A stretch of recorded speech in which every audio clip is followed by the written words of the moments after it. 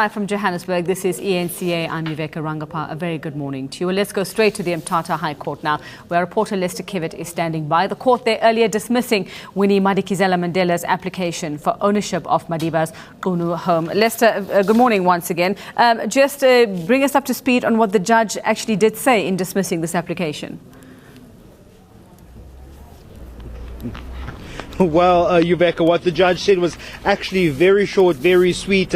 Mthatha, Deputy Judge President Zamani Ntlangulela, saying merely these words: the following order is issued, the application is dismissed, and the applicant is ordered to repay the cost of the first respondent, the third respondent, and in each case with the inclusion of the cost of two counsel. Very short, very sweet, less than 30 seconds. We were in and out, but afterwards we received the court order where in it Judge President Ntlangulela stipulating that while Winnie Madikizela-Mandela brought forward an application saying that while they had been divorced in 1996 due to customary law, that they were still involved in a customary partnership. But Judge Ntlangulela saying that it was of his opinion that the marriage and the partnership and the relationship had in fact ended during that time in 1996, so that Mr. Nelson Mandela did not pursue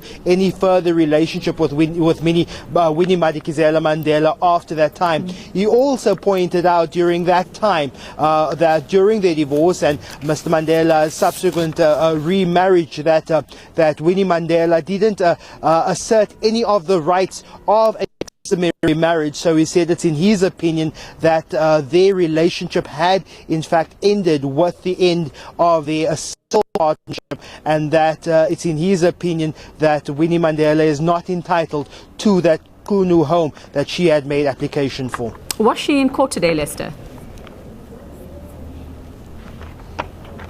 No, Winnie Madikizela-Mandela was not in court today. Neither were any of the representatives of the executors of Nelson Mandela's estate. The only people in court were two sets of junior lawyers from each parties, and most journalists in court at this morning. We do understand that Winnie Madikizela's legal counsel is currently in Cape Town at the Judicial Services Commission hearing. So whether the absence of these legal representatives is anything to read into, we can probably assume that the counsel expected this judgment that was handed down in the Mthatha High Court this morning. Did they give any indication, Lester, those who were in court, the representatives, as to whether they will take this any further?